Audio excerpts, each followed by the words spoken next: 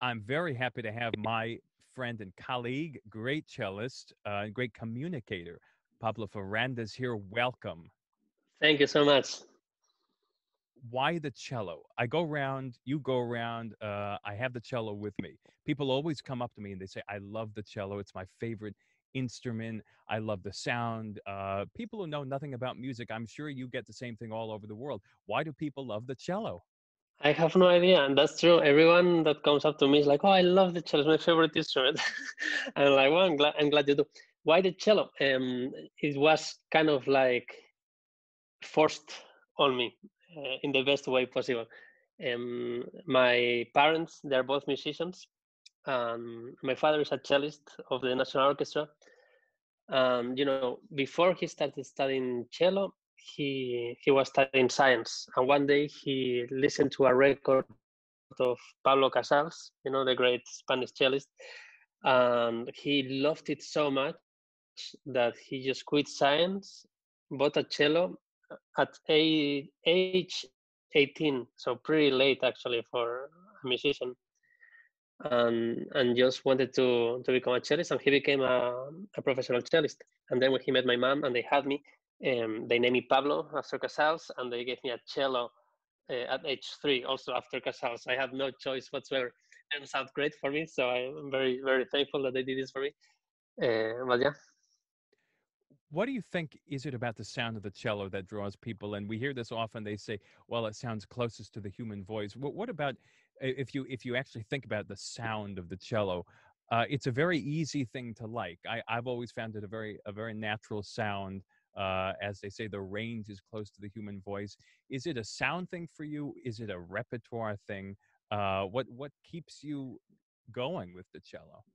it kind of just became my voice over the years. Actually, if I have to say, maybe piano would be even my most favorite instrument. If I could, I would play piano. But cello is now my voice, so it's impossible for me to imagine playing anything else or change. But I think why people like it so much is because there's nothing disturbing about the cello. Like it's not either too loud or too high, or it has like a richness in the bass, and it just sounds. It's very pleasant sound to hear. I guess if played well. I guess. Okay, so we'll get into the playing well part of everything later, but right now we're in fall of 2020. We're in the middle of a pandemic. You're preparing to give some concerts, which is unbelievable, but you're going to do it. Most places don't have any concerts happening now, but the obvious question is how have people who play instruments for a living, I could ask myself, but you're on here, so I'm just going to ask you, how have they been faring during this period? It's a very bizarre period, and you have a great smile on your face. You know, you're able to make things sound good, optimistic, rosy picture. But what's been going on? Well, it has been really tough, as you already know. When everything started, I couldn't believe it was going to last this long, or I thought it was a joke in the beginning. The first time I heard about the what was going on, I was in Paris in February, back in February, and I was supposed to fly to Italy the next day and to play another concert, and they were like, "Oh, Italy just canceled. There is some virus or something," and we were all like, "What the hell?" Kind of like a joke. And then I just went on to London after that. I had a tour playing the triple concerto, and then we played the first concert and the second concert. Already they were like, guys, every country is starting to close. This virus is crazy. We have to stop. But that was the very first days of March. And then I went back to Berlin, and then no concerts for 7 months. That was absolutely insane. After being used to every 3 days being in a different city, I was playing 80. I was supposed to be playing 80 concerts last year, and got to play half of that only. And it was quite insane. The very first months, I was losing my mind. I didn't know what to do. I was not used to being so much time at home. And then I went just up and down through acceptance and all these things. And now I feel quite good. I started to play a little bit, nothing compared to what is supposed to, but I'm kind of like in a mental state of every time I happen to be on stage, I enjoy it as if it were going to be the last time, and it feels even more rewarding than before. So I think I learned a lot and got a lot out of this quarantine and all this horrible pandemic, and I think I'm in a good place now mentally. What about you?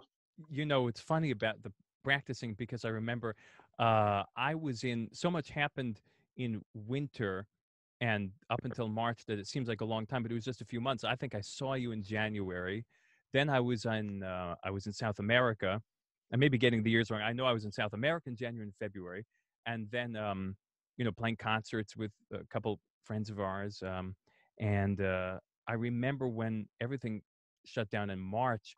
And a friend of mine who's a principal clarinet in Cincinnati, he said, "Hey, do you want to make a recording of an etude every day and send it to each other?" So he was sending me these really sort of crazy clarinet etudes, and I was doing either a popper or a Grützmacher for the people who are Wow. non cellists in the audience, which is the the vast majority. Those are famous etudes. Popper was a great old Hungarian cellist. Grützmacher was a German cellist. They both wrote these study books, which are quite difficult. So when you have to record something for a colleague, even if he's the only person that's going to hear it, you still have to make it good. So that went on for about 5 weeks, and that was I felt in great shape then. But it's gone in waves, as you mentioned. But I did have an incredible, I would say, reawakening of just listening to music, listening to tons of music, all different kinds, everything from Broadway to old jazz to operas to whatever, to rap or anything in between. Listening to tons of music, and so, but with the cello lately, I've been practicing all the repertoire, sonatas and concertos and studies, just for the hell of it. I mean, it feels great right now. Yeah. Well, I didn't stop practicing, not even one day. I think I don't know why. Even though I had no concerts, it's such a part of my day, of my routine, and I just can't stop. And I think I feel bad whenever I don't practice. I feel like guilty and all this. But yeah, I got to learn a few pieces. Also, probably like you, new repertoire that I never played before. And yeah, let's hope this thing ends very soon. Okay, let's talk about practicing an instrument, because a lot of people out there, they hear a very good player, they like the sound, they like what they hear, and then they think, wow, how do you get to make that sound? How do you get to have that emotional impact on the listener? Because it's a translation of what the composer wrote into sound through your two hands, through the instrument into sound. And you're rendering what the composer wrote, what's on the page, alive for the person listening to hear it, to be emotionally affected by it. And if they hear a really good performance of a great piece, their lives can literally be different afterwards. What is the practicing process for you to get to that point where people leave the concert and they think to themselves, I'm a different person now? Well, that's actually the dream, no, for all of us, for us musicians, to get to that point where you can play for someone and translate all these emotions to them. That's the ideal scenario, and that's why we are doing this for a living. To be honest, I don't really know what makes it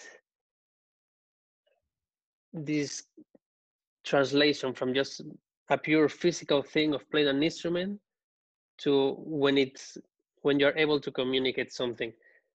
Um, I think everyone has a different approach to it. Mm, I think there is, for me, um, there is a lot in my practice of figuring out how can I represent a certain type of emotion through all the tools that we have, vibrato and different kinds of vibrato for everyone who is not a musician. And vibrato is something we do with the left hand, and it's kind of like a oscillation of the sound. No, how would you call it? It's an oscillation of the left hand, but what is talk about vibrato for a minute, because I think a lot of non-musicians have heard the term, but they don't know what. Talk about how vibrato can color the phrase, colors every note differently. What it's an enormously unlimited tool that musicians who are string players have at their disposal. The tools that we have basically is like the left hand. We can do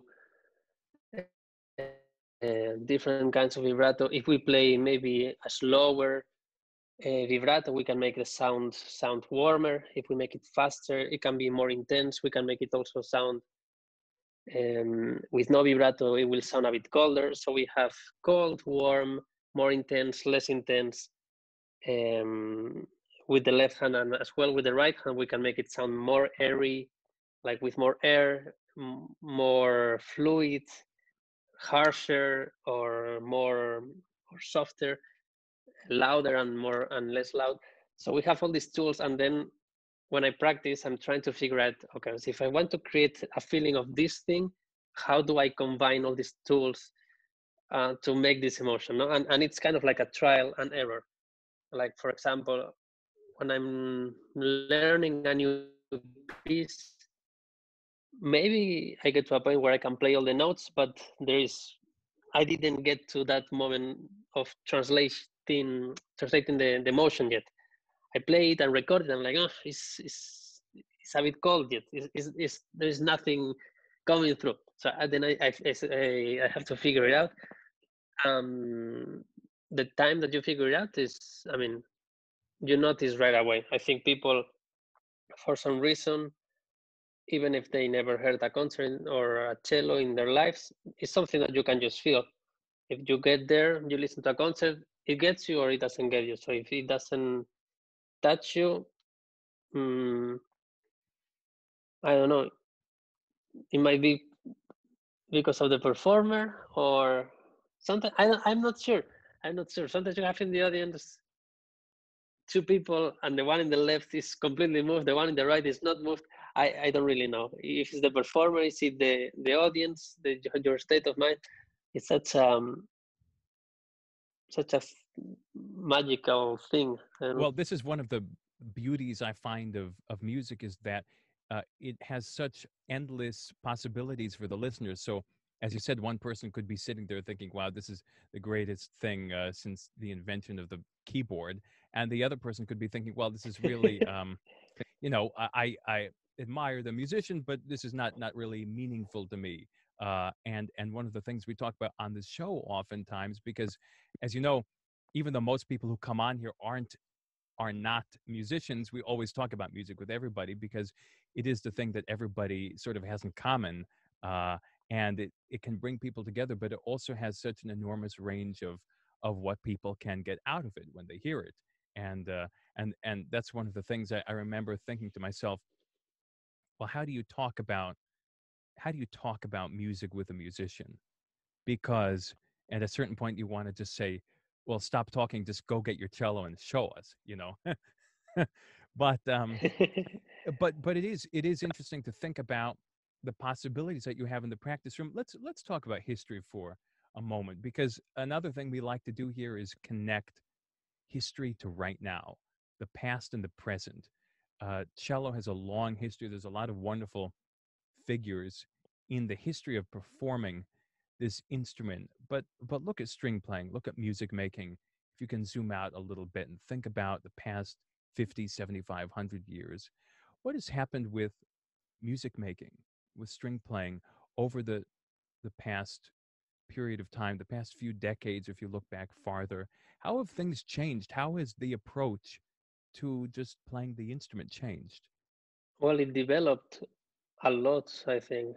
Now people are playing cello like never before, in my opinion. I think we are living in a golden period of cello in level wise, like technically wise. As many people that listen to your show might know, we used to play, that was already more than, what, 60, 70 years ago. They used to play with gut strings. When did it change? No, no, even more, like a couple. I know Even people who even still more play recently, we've talked up about this to before. Sostakovich. Yeah. Yeah, Explain what gut strings are, because we made string players often made the change from gut strings to steel strings even more recently than 50 years, or oftentimes even up to, I don't know, the 70s maybe. People were playing with gut yeah. strings often. So what are gut strings, first of all? Well, they used to be actual gut from an animal, usually cats, or I'm not sure what else they used. I'm for sure not that here in Europe they used cats. Cats. I think it was cats. Um, Always cats. Yeah. Cats, right? Yeah. There were not many cats around back then. And eh, but yeah, the sound was a bit softer. It has a very beautiful sound as well. Now it's coming back, no? Many people really want to play on gut strings now, but I'm I'm a big fan of the metal strings. To be honest, it's something that they developed after because the repertoire was changing and they needed more powerful sound and something that will, resist all this, crazy music that people like Sostakovich and Prokofiev were doing. With gut strings, you would break them, no? So, me being a soloist, I need metal strings because otherwise I feel like I won't project enough. As let me just say, as a repertoire got basically bigger orchestras were needed to play cello repertoire, because when you're talking about a Haydn concerto written in 1760 or something, Hmm. you could do it with an orchestra of 30 people. If you're talking about a Shostakovich written 50 years ago, 60, 70 years ago, you need closer to 100 people. There's a lot of brass playing, so the cello literally had to make more sound to compete with the orchestra. And I know what you're talking about, even from the perspective of being inside the orchestra, because when you're playing a big piece with 15, 20 brass instruments, you need to be able to hear yourself really clearly too. So part of the move to metal strings away from gut strings was just a pure volume thing. Yeah, definitely. And I don't know, there has an extra level of response that I really like. I don't know. I tried to play gut strings before and I just couldn't. It felt like I didn't know how to play the cello. They're so thick and so much softer. I don't know. Did you ever play in gut strings? On gut strings? I did one summer. I think it's summer in 2008. Some friend of mine convinced me to put on all gut strings on my cello, and I put them on. And I did it for about I don't know, a month, 3 weeks, or a month or something. I absolutely hated it. And but I'm very glad I did it. It was a good learning experience. I'm very glad I did it. But the feeling, as you mentioned, the feeling with both the left and the right hand is very strange. And and but it's interesting to know how different everything can be if you were to teleport yourself back a few decades, and suddenly this would be the norm. We're in the middle of the pandemic. You have some concerts coming up, and you're practicing for those concerts. What are you going to do after that? Do you have more concerts, or are you going to come back and practice more in your house, or what's going on? Well, these concerts that are coming up, they are next week, and it's going to be a little tour in the north of Spain. Now, because of this Corona thing, and they cannot fill up the halls, they have a system that you play twice. So for half the hall, you play two concerts instead of one, so the promoter can, get any money. And actually, because of this, I was supposed to play Schumann, but the conductor was like, "Hey, but we are not gonna play Schumann concerto twice for you. Maybe, maybe it's a bit boring to you to play the same thing twice. And also, we want people to come back for the first and second concert. So, would you mind playing both Shostakovich concertos? Shostakovich have two cello concertos, each more difficult than the one before and more physically demanding than the one before." And I was like, well, yeah, why not? I mean, I've never played the second one. It's going to be new, but sure. So now I end up playing this, and we're going to play 10 concerts. I mean, it was supposed to be five, and now it's 10. and that's gonna be craziness. I'm already working physically to try to build my stamina up. And after we finish these 10 concerts, what I'm gonna is already gonna be Christmas, and that's I'm just gonna go to the north of Spain with my parents and just chill there for a week or two, always with my cello, was practicing. Talk about Shostakovich. Talk about the incredible emotional weight of performing a work by this great Soviet composer Dmitri Shostakovich. What is it's a weight of history you have on your shoulders. It's incredibly powerful, this music. Both concertos, both are completely different. The first one is super rhythmical, super powerful. Actually, the first time I played this concerto ever was with you in New Orleans. That was my first ever performance. I remember I was terrified. It I, was a great it's performance. such I a remember it very well. It was a great performance, by the way. it's incredibly demanding concerto, but it's amazing. It's amazing. Now it became one of my favorite ones. Rhythmically, it's great. I think audience in general loves it. I have the impression it's really powerful for them. And the second one is completely different. It's incredibly dark, super depressing, very strong emotionally. I think for 2020, it's an ideal kind of piece. It's just I feel there are so many people depressed and down and in crisis. The world is in crisis, and this piece is like perfect. It's like composed today. So I'm having a lot of, I'm enjoying it a lot actually, and it's kind of like a therapy kind of thing to explore this piece. It's completely the opposite of the first one. If the first one has all this rhythm, this is like slow. The first movement is just slow and long and complaining and all this darkness. And then it's what Sostakovich has, which is great, is has a lot of sense of humor, but a very acid, a Russian sense of humor. So you have to know how to bring that up through his music. But these concerts are going to be a challenge, but 2020 is all for challenges, I guess. So I'm up for it. You've talked about music being a therapy, and something I think about a lot is the sort of irony that at a time when we as humans, we musicians and the people in the public who listen to the music, need music most as the therapy, it is the least accessible. And I think it's one of the great unspoken ironies of this whole era, this whole pandemic virus era, that the one thing that people have to fall back on, which is music, is the one thing that is not accessible in a way that it should be, in a way where you could just say, oh my God, I have to go hear that Beethoven symphony. Let me run to the concert hall now. I must hear it to soothe me. It's impossible now. What do you make of this? It's another cruelty of this period that music is not available when people need to be able to go into a hall and be close to other people, to feel the communion with other people and with the musicians on stage. Actually, now that you say this, now in Germany they just changed it because they made a law saying that they understand that music is not an entertainment. It's something more. It's something beyond that. So they cannot close it down from now on because it's just not like a show. It's just it's something more, as we're saying, a communion for the soul, for the listeners and for the players.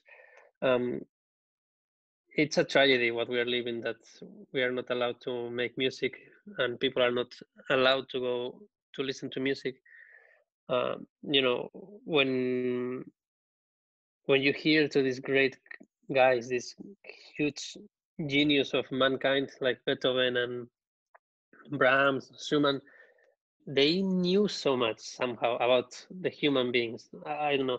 Sometimes I go for a walk, and the other day I was walking around in the country, and I was listening to Beethoven, and I'm like, wow, this guy, understood every human emotion, like all the way, like a few 200 years ago.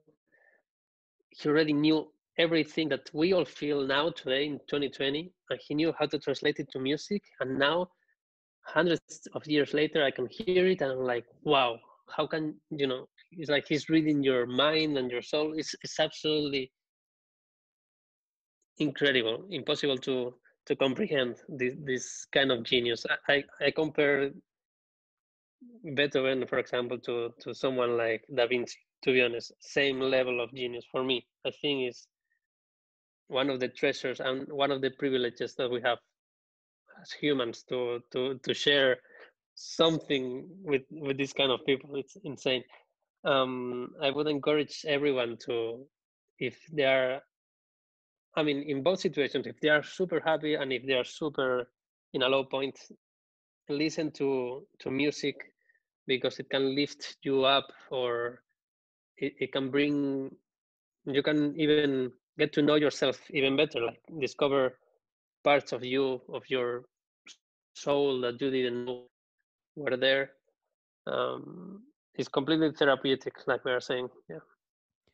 What you say about Beethoven is so true because we talk about oftentimes, well, not me, I don't talk about this, but some people in our field talk about, well, how do we make music relevant? And to me, I'll just say, you don't have to agree, but I find that question offensive at its core. I find it offensive because the very act of listening or playing a piece shows the relevance because you're moved. And when you experience a great work of art, it's relevant. That speaks for itself. There's nothing that has to be done to a Beethoven symphony, to a painting of Da Vinci, to a Shakespeare to make it, quote, relevant. The whole idea is that it's lasted so long because it's always been relevant to humans all around the world. And this whole crusade, social crusade that people go on to make art, quote, relevant is so misguided because it's here because it is relevant, and it's here because when we play a Beethoven or we see a Shakespeare play, we are renewed as people, and it's been doing that for hundreds of years. And as you said, the emotions in a Beethoven, for example, are not just his emotions, they are our emotions right now in 2020. The same things, he knew it all, he put it on paper. I completely agree. Completely agree. You mentioned people should go listen to some music. Okay, let's get specific. What do you want to recommend? What should people be listening to? What are you listening to now? What should we all go listen to? When I thought of about this that I just said when I was walking, I was listening to Beethoven's Fourth Piano Concerto. I love his piano music. Well, all of his music. I am his biggest fan. You are also. We will love him. But I would recommend, if they want to start with something, start with maybe the piano concertos. They are very accessible music, beautiful, and it has all the deepness of his personality, and every color of everything that he could show. He showed it in the piano concerto. So I would recommend that for sure. Yeah, it's funny you mentioned that because last night, literally, I was listening to the Beethoven Fourth Piano Concerto, Oh, and really? yeah, and it's always been one of my favorite pieces. But again, like with many Beethoven pieces, I hear it and I think, okay, this is really my favorite. And I put on another one. I think this is really my favorite, and it just goes down the line because that's another sign. I think you would agree of a great piece where when you're listening or playing to it, it is the only piece in the world. That's the greatest piece in the world. And whether it's a Rossini overture or a Mahler symphony or anything else, when you have the imprint of the masterpiece on you in the moment, that's the greatest piece in the world. And to me, that's always been a sign, one of a few signs of a real masterpiece, that nothing else matters in that moment. And also, what is incredible is that we know these pieces almost. I mean, how many times we heard maybe the Beethoven Fourth Concerto? 50 times more, and it's always relevant. You never get tired of it. I could never get tired. And like, if you listen to other kinds of music, you could get tired of listening to the same song over and over. But this thing is so relevant, like you're saying, and it has so much meaning and so much content, and it's so deep in emotion that it always matters and it always has something to say, because also it depends on how you're feeling in that particular day. The piece means one thing or means another. So one day this piece brings you to this, I don't know, to a complete this world, and the next day it's something means something different. So that's why it's relevant now 200 years later, and it will be, I think, relevant 200 years from now, because the piece changes with you, and that's what is great about this music. I'm going to ask you a tough question, and All right. I apologize in advance because it's a tough question, but on this show, we like tough questions. Pablo Ferrández, is music there to comfort us or is it there to disturb us? What do you mean with disturb us? Is it there so we leave the hall, or in this case, we leave the listening experience feeling like we have more questions or more answers? Oh, I think more answers, definitely. Answers that you cannot put into words, but you feel calmer and you feel more fulfilled and like a more complete human for some reason. You feel that's my opinion. I think that's how I feel when I listen to a great performance. I feel more complete. So I would say less questions, more answers. You know what I wish right now? Not that you asked me, but I'm just going to say what I really wish right now, because Beethoven was born 1770 December. He was baptized on the 17th of December, so we think he was born a couple days before that. So we're coming up to Beethoven's birthday now, December 1770, 250 years later. What I wish is that I could get with a really good pianist friend of mine and play 5 Beethoven sonatas and 3 sets of variations for cello and piano, maybe in two or three concerts back to back, and it's a dream of mine to do that. I love the variations very much, and I love all 5 sonatas very much. And I'm sad that won't be. I don't think that'll. Maybe there'll be a miracle that'll happen in December, but I wish it would. You can always do it at home for a few friends. Make a little Christmas dinner concert. Uh, I know people are doing that now with this COVID thing. People are trying to make it happen in big houses and stuff like that. Which of the sonatas is your favorite? Oh, that's a tough question. I mean, the ones I always played when I was more of a kid, I always played the A major number 3 and the C major number 4. When I got a little older, I got really into number 2, the G minor. Uh, and I think Oh, the yeah, that's slow great one. introduction, which is really like a full-fledged slow movement of the G minor, Opus 5 number 2, is incredible. But I love all of them. I really love all of them in different ways.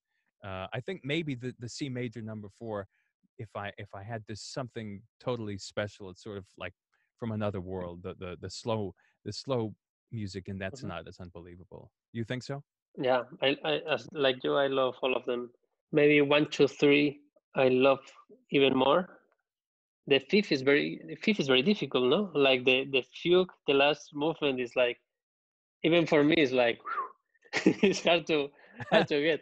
I've never Um, played the fifth. but I I've think, never but performed I've the been always fifth one in my life. I've worked on it, but I've never performed the fifth. I only did it a couple times, and I never felt I did it enough justice to the music. I felt I didn't get it enough.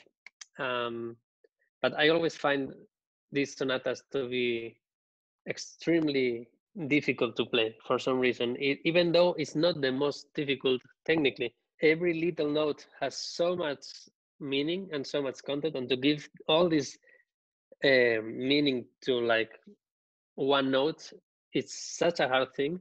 I've always been a bit afraid of playing these sonatas. I might always try to avoid it, and I keep pushing them back.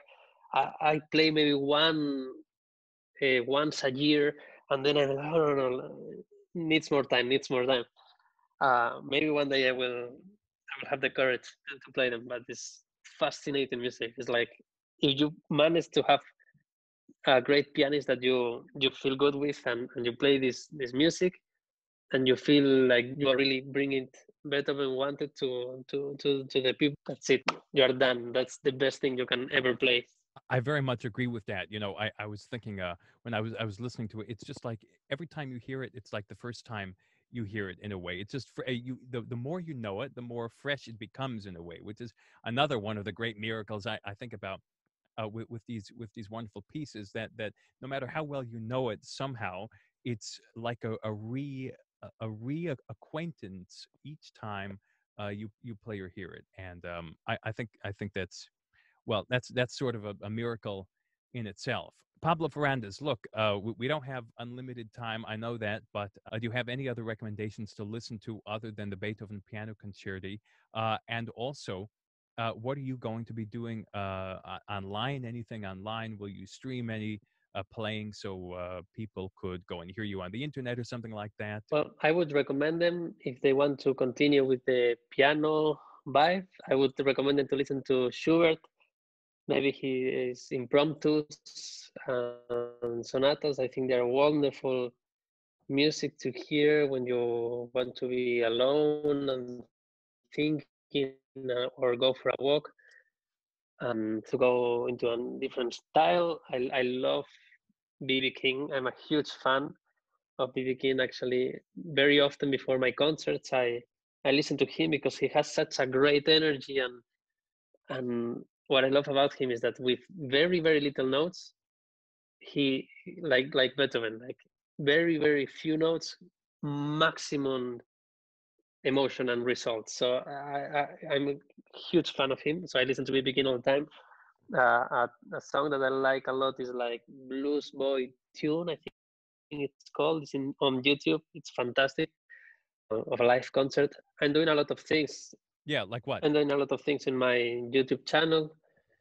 So if people want to head up there, I talk a lot about cello, and I have a lot of videos playing. And also, if someone is starting to play cello, I'm also doing some kind of tutorials, not only for very beginners, but for all kinds of levels actually. So if they have any interest on cello in general, maybe just check it out, the channel, and I hope you enjoy it. And those videos are way more detailed than anything we've talked about here. So if listeners here are thinking, oh God, why'd they talk so much detail? Believe me, this was nothing compared to what Pablo does over there on his. If you want to really hear about cello, then you go over there. If you want a more general underline, then you can stick to this episode. But in any case, so not, and they're very good, by the way. I enjoy them very much, and they're very useful for cellists and musicians of all kinds. Pablo Ferrández, look, I want to thank you. It's great to talk to you. It's great to see you. I hope I can see you in person sometime. And meanwhile, we'll stay connected over the internet and keep on playing because we need the music right now, boy. We really do. Thank you so much, man. I'm so happy to see you again. And as you say, I can wait to see you and play with you again very soon. You've been listening to Talking Beats with Daniel Lelchuk. I hope you'll subscribe and leave a review on Apple, Spotify, or anywhere you get your podcasts. The original theme music for this program is by Ronald Markham. The content coordinator is Nathaniel Mose. Doug Christian is the executive producer. I'm Daniel Lelchuk. See you next time.